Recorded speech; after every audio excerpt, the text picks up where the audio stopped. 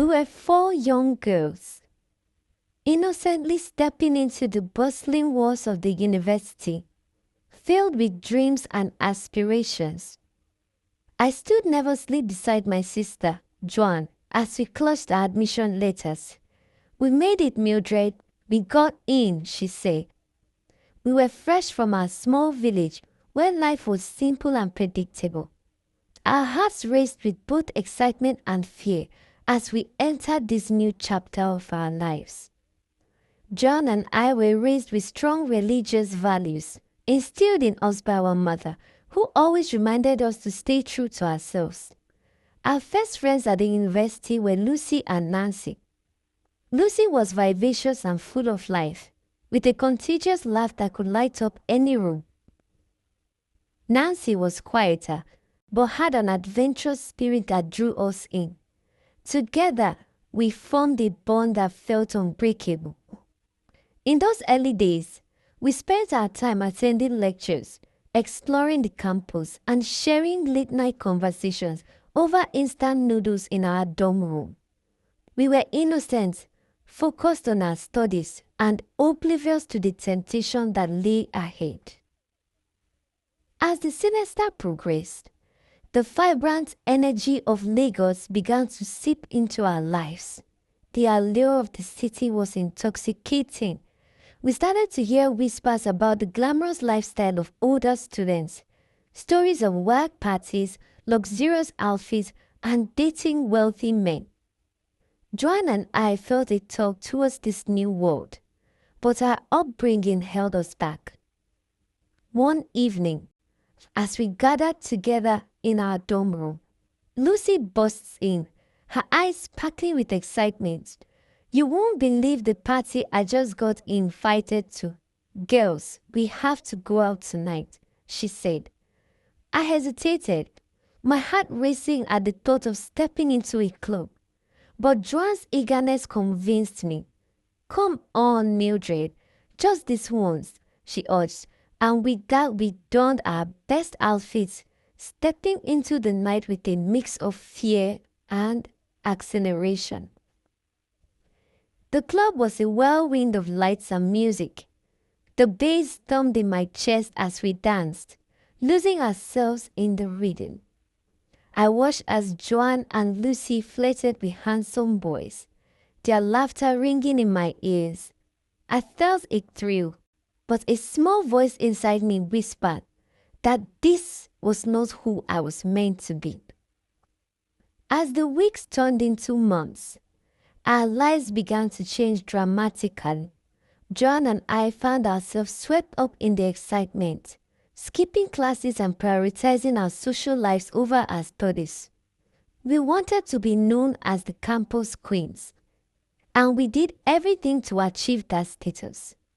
We dated the richest and most charming guys, flaunting our newfound popularity. The thrill of the chase consumed us. We began to hear stories of girls who slept with lecturers for better grades. At first, I was horrified, but the pressure to fit in grew stronger. I watched as Joan and Lucy embraced this lifestyle, and slowly I found myself caught in the same web. The thrill of being desired overshadowed my morals, and I began to lose sight of who I was. After graduation, we felt invisible. The world was ours to conquer. Nancy, Lucy, and Joan stayed in Lagos. I got married to a man abroad, but my husband rented a beautiful apartment for me on Lagos Island, where I awaited my National Youth Service Corps placement. I was excited about my new life, but I couldn't shake the feeling of unease about my friends' choices. While I tried to focus on my new marriage, Joan, Lucy, and Nancy continued to chase after the lavish lifestyle. They moved in with Loretta, a friend who shared their ambitions. They spent their days looking for wealthy men, hoping to be spoiled with gifts and money. Nancy, however, felt that the money wasn't enough. She started secretly standing by the road at night, looking for quick cash. Every time she left, she would lie to us, saying she was going to see a cousin or attend a small party. One fateful night, Nancy dressed up as usual. In a stunning red dress that hugged her curves, she applied her makeup meticulously, making sure to look flawless. "I'll be back in a few hours," she said with a wink, but I could see the glimmer of desperation in her eyes. I tried to warn her, but she brushed me off, eager for the thrill of the night. Days turned into weeks, and we were frantic with worry. The police searched everywhere, but there was no sign of Nancy. I called John and Lucy, urging them to reconsider their lifestyle. "What if something bad happens to you?" I pleaded. "You need to stop this." But they were determined to continue their chase for money and fame. One evening, as I sat in my apartment, my phone rang. It was the police. Nancy's remains had been found in the city's cemetery, they told me, after all her vital organs had been harvested. Panic washed over me as I tried to wrap my head around this reality. Nancy is gone. I felt a sense of dread. Days turned into weeks, with the weight of her absence hanging heavily in the air. I felt helpless. Shortly after, Lucy became obsessed with getting a Brazilian butt lift, popularly called BBL. "Once I have nyash air, men will give me millions," she declared, her eyes gleaming with ambition. Despite my warnings, she went through with the surgery, and when she returned, she looked stunning, no doubt. Her curves were accentuated, more pronounced, and she flaunted her new body in tight, beautiful dresses that turned heads.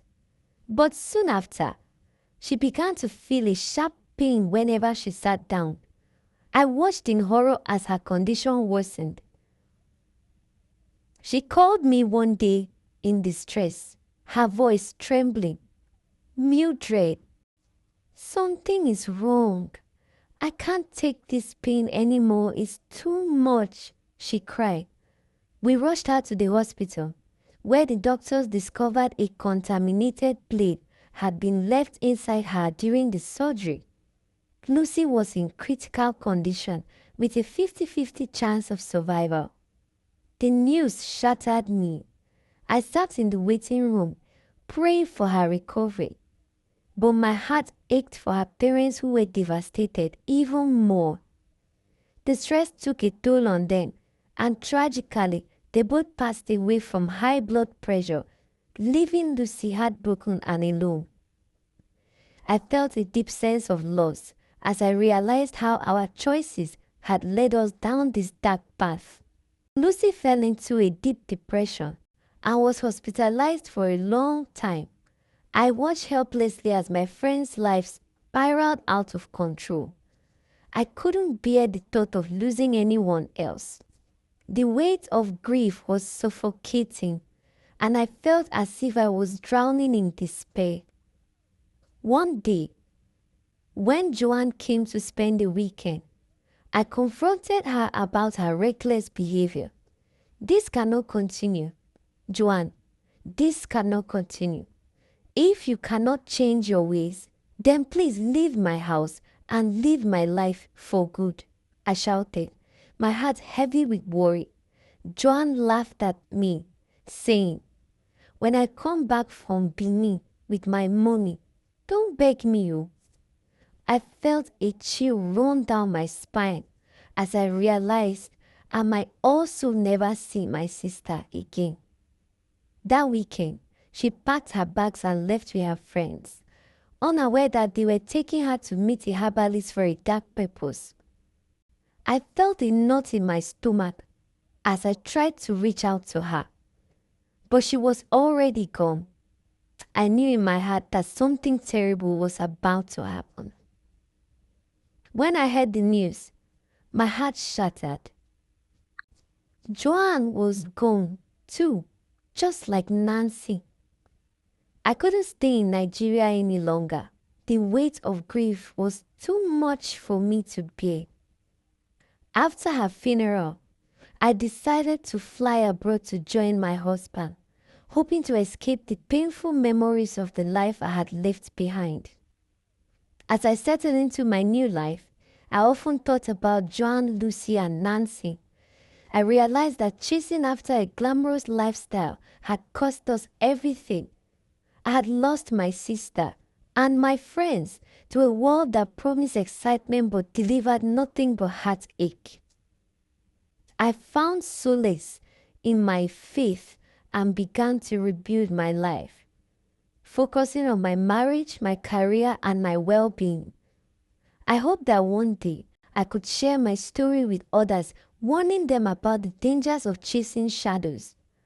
I started volunteering at a local community center, helping young girls understand the value of self-worth and the importance of making wise choices. Through my journey, I learned that true happiness doesn't come from money or status. It comes from love, friendship, and staying true to oneself. I pray for Joan, Lucy, and Nancy every day, hoping that wherever they are, they had found peace.